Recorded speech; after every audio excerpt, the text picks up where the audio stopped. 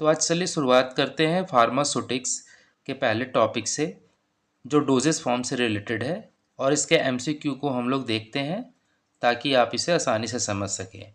पहला क्वेश्चन ये है कि जो भी ड्रग्स होते हैं या जो भी मेडिकेशन होती है, जो केमिकल कंपाउंड होता है, उसके फिजिकल फॉर्म को क्या कहा जाता है? तो उसको डोजेस फॉर्म कहा जाता है। उसके बाद दूसरा क्वेश्चन ये है कि यूरेथ्रल डोजेस फॉर्म किसे कहा जाता है? तो जो सपोजिटोरीज होती है, यानी बुलेट जैसी, बंदूक की गोली जैसी जो दवाइयाँ होती है, जो हमारे बॉडी टेम्परेचर से मेल्ट कर जाती है, वो यूरेथ्रल डोजेस फॉर्म में आती हैं, जिसे सपोजिटोरीज कहा जाता है।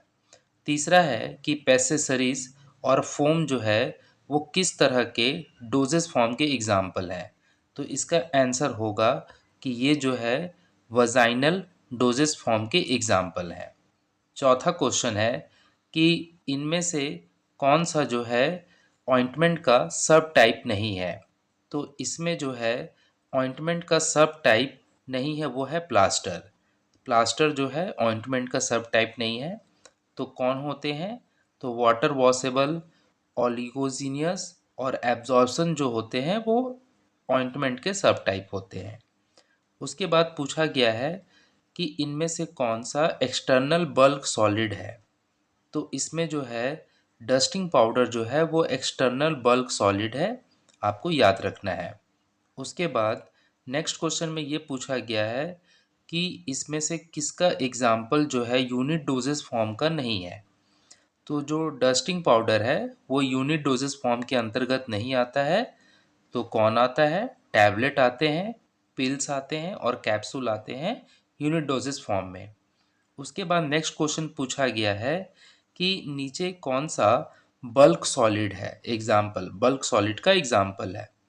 तो जो डेंटिफ्रीजेस हैं वो बल्क सॉलिड्स के एग्जाम्पल हैं, तो ये आपको याद रखना है। उसके बाद ड्राई सील और वेट सील किसका सब टाइप होता है? तो सैचेट्स जो दवाइयाँ होती हैं वो ड्राई सील और वेट सील के फॉर्म में आती हैं। तो यहाँ पर सैचेट्स जो है वो ड्राई सील और वेट सील, उसके दो सब टाइप होते हैं। उसके बाद ग्लीडांट्स जो है वो टैबलेट में क्यों मिलाया जाता है? तो ग्लीडांट्स जो है वो टैबलेट में फ्लो होने के लिए मिलाया जाता है।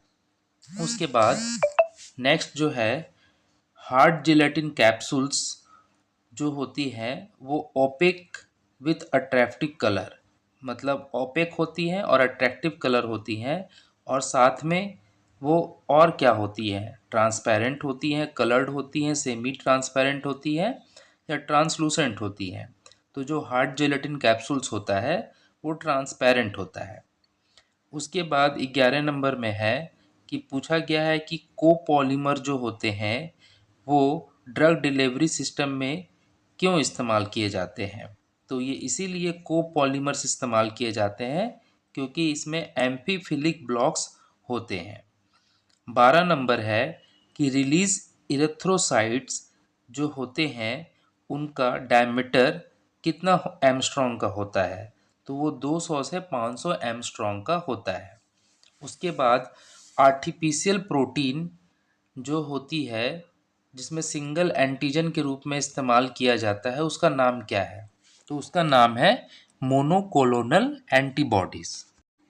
आपका अगला क्वेश्चन है कि वो कौन सा तरीका है जिसमें ओरल रूट को छोड़ करके दवाइयाँ दी जाती हैं? तो इसका आंसर होगा पैरेंटल कंट्रोल। इस तरीके में ओरल को छोड़ करके अन्य तरीकों से दवाओं को शरीर में पहुंचाया जाता है। उसके बाद नेक्स्ट क्वेश्चन है कि वो कौन सा प्रॉपर्टी है जिसमें intravaginal control release drugs delivery system को प्रिफर नहीं किया जाता है वजाइनल रूट में ड्रग्स देने के लिए?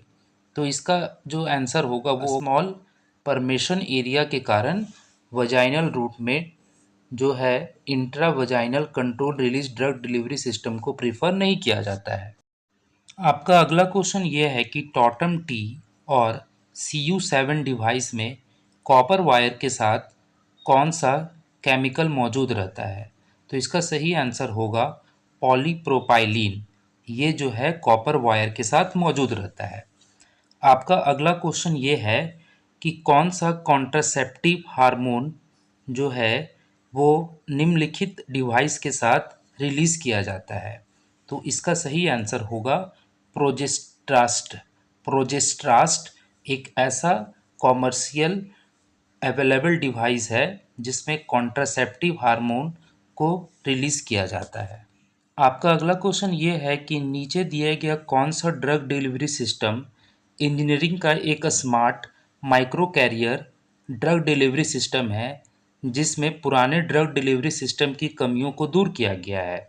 तो इसका आंसर होगा मैग्नेटिक ड्रग डिलीवरी सिस्टम। ये एक नया ड्रग डिलीवरी सिस्टम है जिसमें पुराने जितने भी ड्रग डिलीवरी सिस्टम है उसकी कमियों को दूर किया गया है। आपका अगला क्वेश्चन ये है कि नीचे दिए गया कौन सा जो टेक्निक है वो नॉन इन्वेंसिव टेक्निक है, यानी दर्द नहीं होता है और इसमें ड्रग्स को चार्ज मॉलिक्यूल के जरिए शरीर के अंदर इलेक्ट्रिक करंट के इन्फ्लुएंस से बायोलॉजिकल मेम्ब्रेन के अंदर पहुंचाया जाता है। तो इसका सही आंसर होगा आइंटोफोरेसिस। ये तरीका जो है नॉन इन्वेंसिव टेक्निक है जिसमें चार्ज ड्रग मॉलिक्यूल्स को बायोलॉजिकल मेम्ब्रेन के अंदर पहुंचाया जाता है। केमिस्ट को सही डायरेक्शन देने के लिए एक बुक है जिसमें ड्रग और उस मेडिकेशन के रिक्वायरमेंट और स्पेसिफिक डायरेक्शन के बारे में बताया गया है। उस बुक को क्या कहा जाता है? तो उस बुक को कहा जाता है फार्माकोपिया। उसके बाद पूछा जा रहा है कि ड्रग एंड कॉस्मेटिक एक्ट कब पास किया गया? तो ड्रग एंड कॉस्मेटिक एक्ट 1940 में पास किया गया। उसके बाद पूछा जा रहा है कि जो इंडियन फार्माकोपिया है वो कब कंस्टिट्यूटेड किया गया इंडियन फार्माकोपिया के पब्लिकेशन के लिए? तो ये किया गया था 1948 में, यानी इंडियन फार्माकोपिया कमेटी को 1948 में बनाया गया था जिसने इंडियन फार्माकोपिया पब्लिश किया था। उसके बाद पूछा जा रहा है कि जो सेकंड एडिशन है इंडियन फार्माकोपिया का वो किस साल प्रकाशित हुआ था? तो वो 1966 में प्रकाशित हुआ था। उसके बाद आपसे पूछा जा रहा है कि 1985 में इंडियन फार्माकोपिया का कौन सा जो एडिशन है वो प्रकाशित किया गया? तो वो थर्ड एडिशन प्रकाशित किया गया था। उसके बाद पूछा जा रहा है कि ईयर 2007 में इंडियन फार्माकोपिया का कौन सा एडिशन प्रकाशित किया गया? तो वो किया गया फिफ्थ एडिशन को। उसके बाद पूछा जा रहा है कि इंडियन फार्माकोपिया जो 1996 में प्रकाशित किया गया था वो इंडियन फार्माकोपिया का कौन सा एडिशन था? तो वो था आपका फोर्थ एडिशन। उसके बाद पूछा जा रहा है कि 2007 में इंडियन फार्माकोपिया जो प्रकाशित किया गया उसमें कितने वॉल्यूम थे? तो उसमें कुल मिलाकर 3 वॉल्यूम थे। उसके बाद पूछा गया है कि साल 2010 में इंडियन फार्माकोपिया का कौन सा एडिशन प्रकाशित किया गया? तो इसका सही आंसर होगा सिक्स्थ एडिशन, यानी छठवां एडिशन। उसके बाद पूछा गया है कि 2014 में जो इंडियन फार्माकोपिया प्रेजेंट किया गया उसमें कितने वॉल्यूम थे? तो उसमें 4 वॉल्यूम थे, 4 वॉल्यूम थे। उसके बाद पूछा गया है कि जो अभी ड्रग्स हैं नाउ-अ-डेज़ में उसमें कुछ ड्रग्स को मिटाया गया, तो वो इंडियन फार्माकोपिया के किस एडिशन में कुछ ड्रग्स को उसके फार्माकोपिया से हटा दिया गया है? तो वो है 7th एडिशन फार्माकोपिया का जिसमें ड्रग्स को हटाया गया है। उसके बाद पूछा गया है कि जो ब्रिटिश फार्माकोपिया है उसका फर्स्ट एडिशन कब पब्लिश किया गया था? तो वो किया गया था 1864 में।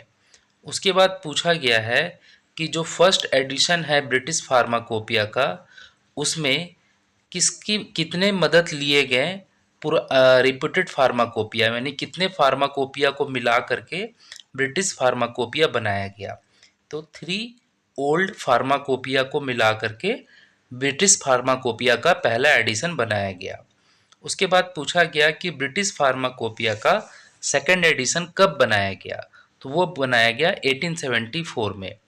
उसके बाद पूछा गया कि 1885 में ब्रिटिश फार्माकोपिया का कौन सा एडिशन प्रकाशित किया गया था?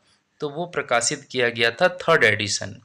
उसके बाद पूछा जा रहा है कि ब्रिटिश का फार्माकोपिया का फिफ्थ एडिशन कब पास हुआ था? तो वो पास हुआ था 1940 में।